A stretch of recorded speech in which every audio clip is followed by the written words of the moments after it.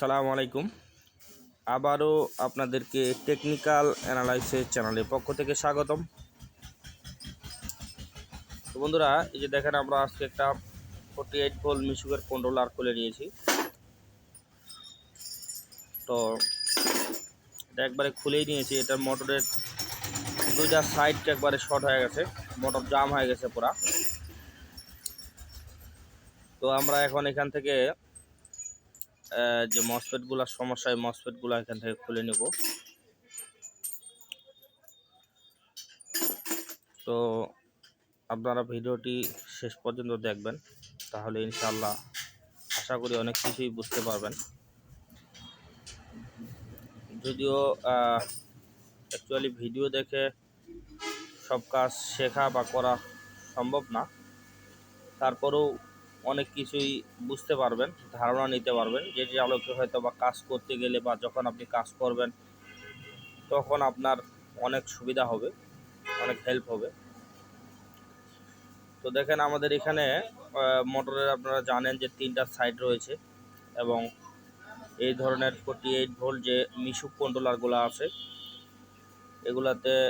এগুলা সহ মোটামুটি সব কন্ট্রোলারেই বর্তমানে যেগুলো চলতেছে 3 ফেজ কন্ট্রোলার, অর্থাৎ মোটরের 3টা সাইড রয়েছে এখানে। এর ভিতরে আমাদের এই কন্ট্রোলারটাতে মোটরের 2টা সাইড শর্ট হয়ে গেছে, এবং কিছু মসফেট এখান থেকে একবারে ফুটে গেছে একবারে। তো আমরা এখন অ্যাকচুয়ালি মোটরের যে মসফেটগুলা প্রবলেম, আমরা এগুলো এখান থেকে রিমুভ করে নিব, অর্থাৎ খুলে নিব।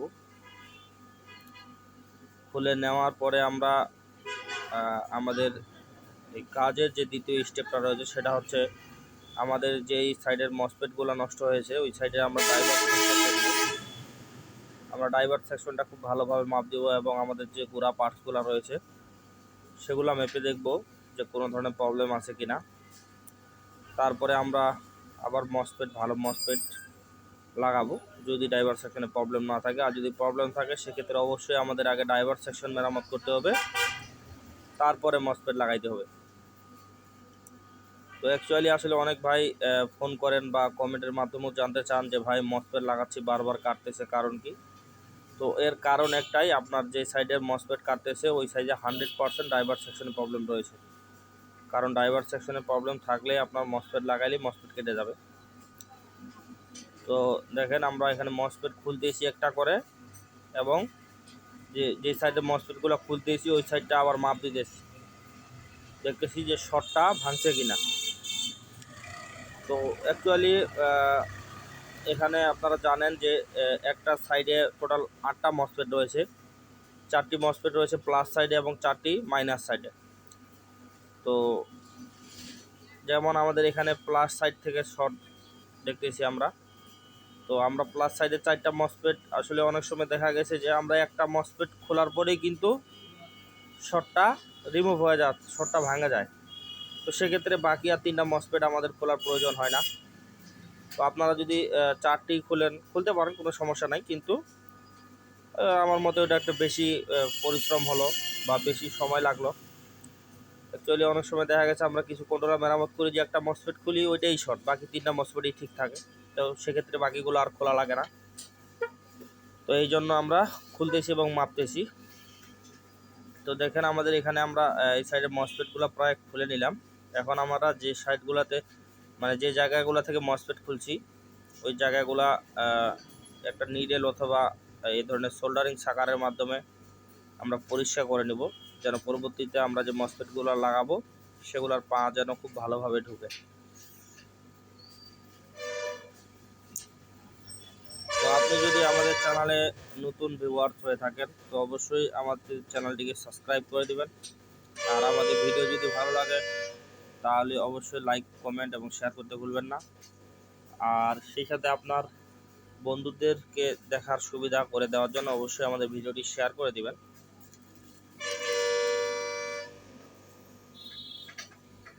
আর ইতিমধ্যেই আমাদের চ্যানেলটিকে যারা সাবস্ক্রাইব করেছেন তাদেরকে অসংখ্য ধন্যবাদ।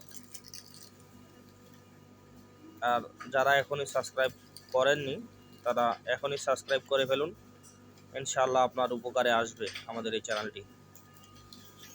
আর আপনি যদি এই ধরনের ভিডিও দেখতে পছন্দ করেন বা এই ধরনের কাজ করেন বা শিখতে চান, তো অবশ্যই আমাদের ভিডিওগুলি দেখে আসতে পারেন। আমাদের চ্যানেলে আরও অ্যাভেলেবেল ভিডিও রয়েছে, তো চাইলে সেসব ভিডিও দেখে আসতে পারেন। তো দেখেন আমরা এই জায়গাগুলা পরিষ্কার করে নিচ্ছি ভালোভাবে, নিডলের মাধ্যমে যে ফোঁটাগুলা আছে এই ফোঁটাগুলা পরিষ্কার করে দিচ্ছি। তো বন্ধুরা আপনারা দেখতে থাকুন।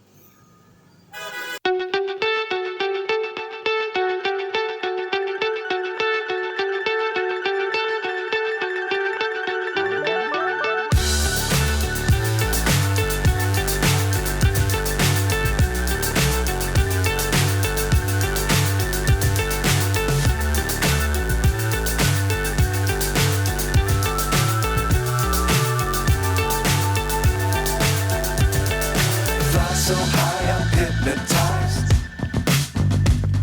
What's up is down, what's left is right.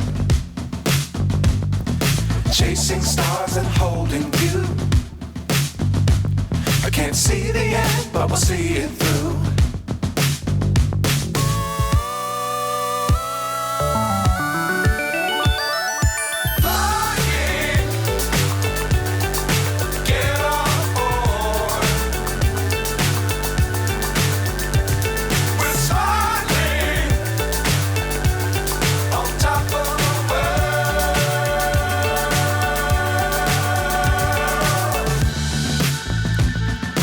Dangerous times, don't fly too high.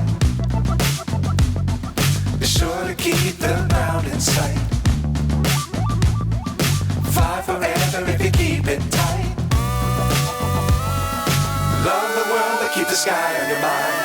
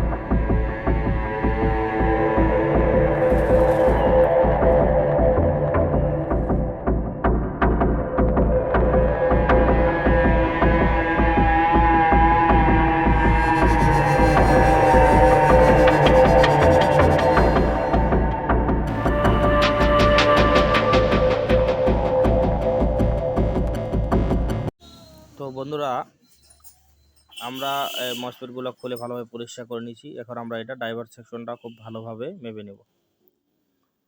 আমরা ড্রাইভার সেকশনের প্রতিটা পার্টস, অর্থাৎ আমাদের মসফেটের অর্থাৎ গেটে যে ভোল্টেজটা আসবে ড্রাইভার সেকশনের মাধ্যমে আমরা এগুলো প্রত্যেকটা, অর্থাৎ মসফেট যেসব জায়গায় বসবে প্রত্যেকটা জায়গায় ভালোভাবে আমরা মেপে নিচ্ছি। এবং আমাদের ড্রাইভার সেকশনের যে রেজিস্টারগুলো রয়েছে, ডায়োডগুলো রয়েছে বা আপনার ট্রানজিস্টরগুলো রয়েছে, আমরা প্রত্যেকটা খুব ভালোভাবে মেপে নেব যে কোনো প্রবলেম আছে কিনা। আমরা তারপরেই মসফেট লাগাবো এখানে, এবং আমরা চেষ্টা করব এখানে সেম নাম্বারের মসফেট লাগাইতে, তাহলে কন্ট্রোলারটি ভালো টেকসই করবে।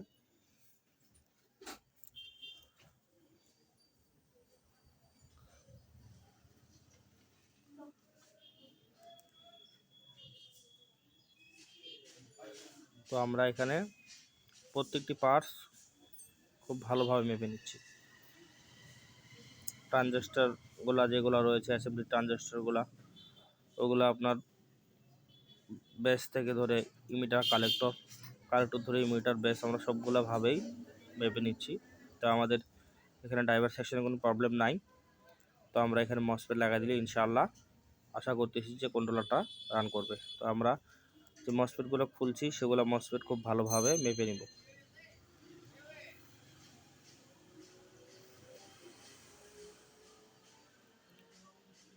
তো আমরা আলাদা সার্কিট থেকে মসফেট খুলে এখানে মসফেট লাগাবো, যেহেতু মসফেটগুলো আমরা নিয়ে নিয়েছি খুলে।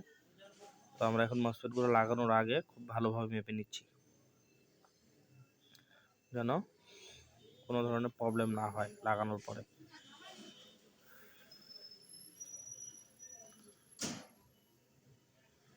তো আমরা এখন এখানে ভালোভাবে মসফেটগুলো লাগাই দিব, লাগাই হিটসিংটা বসাবো, পরে সোল্ডারিং করে দেবো ভালোভাবে।